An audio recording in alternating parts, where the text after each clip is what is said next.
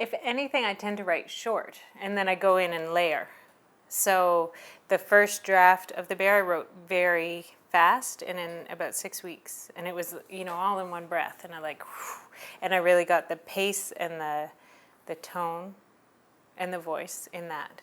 And then it was a matter of stepping back and seeing what I had and starting to shape what I felt was strong, and then adding things in, actually. I added in more backstory and more context for their life and what might be happening emotionally in the family and that sort of thing.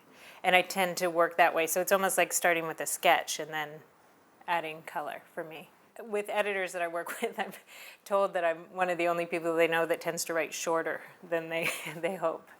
So, but interestingly, what I'm working on now, I'm a little bit further away from my experience, and there I'm finding I'm having to work to sort of cut to the quick and find the sort of briefer story that becomes the stem.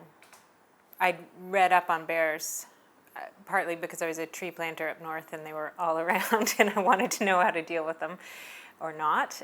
But I actually never thought I'd write about bears because I didn't like how they're portrayed in so many books and movies, that we put so many things upon them. And it wasn't until I saw Werner Herzog's Grizzly Man, where he contrasted his own view of the bear very much with the lead character in that, Timothy Treadwell, who's obsessed with bears and thought they were his friends and all sorts of things. But Werner Herzog had these great voiceovers, and I won't do his accent, but just talking about looking into the eyes of a predator. And I just thought that's exactly it. We rarely treat them like the animals they are. And that sort of flicked something on. And that was when I thought I could write about bears. I have these sort of obsessions, but I don't see the way into them necessarily. And that sort of flicked a switch. But I sat on that for a few years, and then the voice came along. And how those two mixed, I don't know.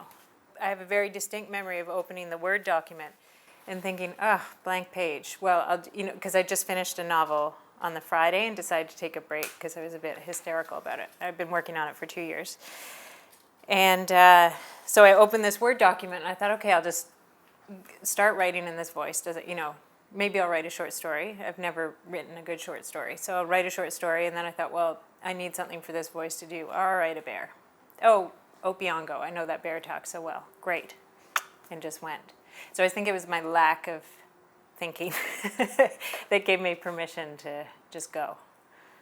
If I'd set out to write a novel in the voice of a 5-year-old, my thinking brain would have stopped me.